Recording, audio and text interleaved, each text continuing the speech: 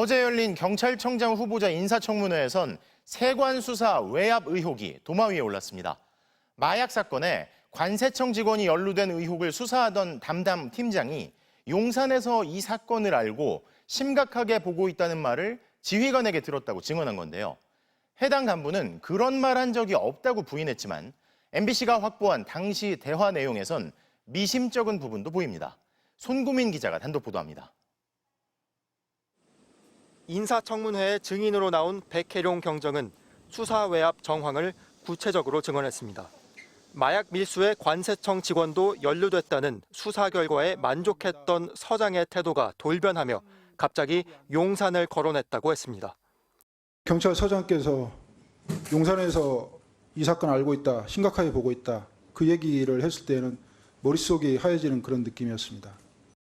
백 경정은 세관 직원 수사를 용산, 즉 대통령실에서 안 좋게 보고 있다는 취지로 받아들였다고 말했습니다.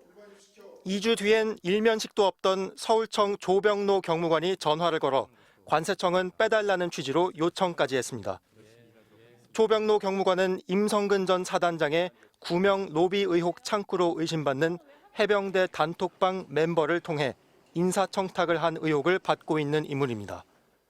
서울청과 서장 양측의 요청을 관세청을 봐주라는 외압으로 받아들인 수사팀장은 이후 서장에게 문제 제기를 했습니다. 서장님이 용산에서 알게 됐다고 심각하다고 지금 그렇게 말씀하셔서 그때 제가 그 상황을 제가 안 거예요. 이게 서울청에서 한 게 아니라니까요, 서장님. 저는 옷을 벗을 각오까지 돼 있어요, 지금. 그렇게 좀 너무 나가지 마시고요. 근데 일단은 보고를 계속 해야지 뭐 지원을 할지 안 할지 판단이 될 거 아닙니까? 용산 언급이 나온 직후엔 서울청에서 담당 서장과 협의 없이 일방적으로 사건을 상급 기관으로 이첩시키려 했다는 주장도 나왔습니다. 지난해 10월 6일 서울청 폭력계장이 직접 찾아와 사건 이첩 지시 결정이 내려졌다고 통보했다는 겁니다. 이첩 부분 전혀 몰랐던 부분이죠. 진짜 변명이 아니라 그냥 제가 더 안타까운 거 제가 무능하다 느낀 거죠. 아니, 기관장이 모르는 이첩이 있을 수 있습니까, 서장님? 저도 황당했던 거죠. 근데 이게 말이 되냐 이거죠. 이후 전담 수사팀은 해체됐습니다. 이에 대해 당시 서장은 용산 이야기를 한 적도 들은 적도 없다며 외압 의혹을 반박했습니다. 이첩 지시와 관련해 서울청 관계자도 검토 수준이었다면서 지시한 적은 없다고 부인했습니다.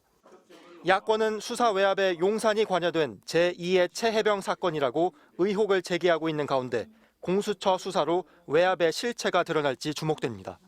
MBC 뉴스 손구민입니다.